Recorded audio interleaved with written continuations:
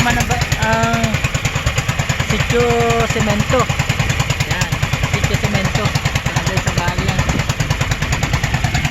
Yan naman mga kabundukan ng ano dito sa Baler. Oh. Yan. Yan.